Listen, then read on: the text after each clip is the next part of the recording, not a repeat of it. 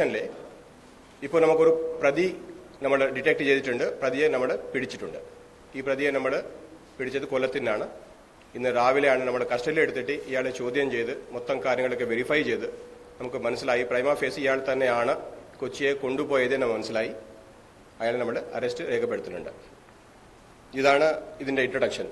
Basically ഈ ഒരു നാടോടി ആയിട്ടുള്ള ഒരു ഫാമിലീസ് ബ്രഹ്മോസിന്റെ തൊട്ടടുത്തുള്ള ഒരു സ്ഥലത്ത് പേരൻസ് കുട്ടികൾ ഇരിക്കുന്ന സ്ഥലത്ത് ഈ പെൺകൊച്ചിയെ ഇയാൾ അവിടേക്ക് എത്തിയിട്ട് അവിടെ നിന്ന് അബ്ഡക്ട് ചെയ്തിട്ട് തൊട്ടടുത്തുള്ള റെയിൽവേ ട്രാക്കിനടുത്തേക്ക് പോയിട്ട് ഇയാൾ ഉപദ്രവിക്കാൻ ശ്രമിച്ചു എന്നും അതുപോലെ തന്നെ ഇയാൾ ആ കൊച്ചിയെ വായി കുത്തിപ്പിടിച്ച് കരയുമ്പോൾ വായി കുത്തിപ്പിടിച്ചിട്ടുണ്ടായിരുന്നെന്നും ഇയാൾ പറയുകയാണ്.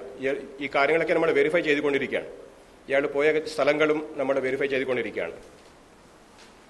ഇയാൾ ആ കൊച്ചിയെ അവിടെ ഉപേക്ഷിച്ച് കഴിഞ്ഞിട്ട് പല സ്ഥലങ്ങളിൽ ഇയാൾ കറങ്ങിയിട്ടുണ്ട്. ഇതിൻ്റെ പുറകിൽ വളരെ ഞാൻ ഈ ചുരുക്കം പറഞ്ഞെങ്കിലും ഈ ഒരു ഘട്ടത്തിലേക്ക് എത്താൻ വേണ്ടി ഒരുപാട് നമ്മൾ ശ്രമങ്ങൾ നടത്തി വന്നിട്ടുണ്ട്. ഇതിൻ്റെ പുറകിലെ ഉള്ള ടീം അംഗങ്ങളുടെ പേര് ഞാൻ വായിക്കാം. DCP law and order Nitin രാജാണ് ഇതിന്റെ മൊത്തം ഡിറ്റക്ഷന്റെ ലീഡർഷിപ്പ് വഹിച്ചത്. DCPയുടെ കൂടെയുള്ള സ്പെഷ്യൽ ടീമിന്റെ പേര് ഞാൻ വായിക്കാം. Shri Umesh sub inspector team, Shri Sabu GASI, Shri Shamnad SCPO, Shri Vinod, Shri Ajith Kumar, Shri Vinod S, Shri Ranjith MC, Shri Rajeev Kumar, Shri Shibu, Shri Deepuraj, SHO Sreejith, SI Abhilash and Santhosh and ACP Shankhumukham Shri Rajappan. ഇത്രയും വലിയ ടീം ഇതിന്റെ പുറകിലുണ്ടായിരുന്നു. 100ന്റെ മുകളിലുള്ള CCTVs ഇവർ വളരെ ഡീറ്റെയിൽഡ് ആയിട്ട് പല റൂട്ട്സിലെ കണ്ടിട്ട് വീക്ഷിച്ച് അതിന്റെ ക്ലിപ്പിംഗ്സ് ഒക്കെ നോക്കിയിട്ടാണ് ഈ ഒരു പ്രതിക്ക് നമ്മൾ എത്തിയത് തന്നെ.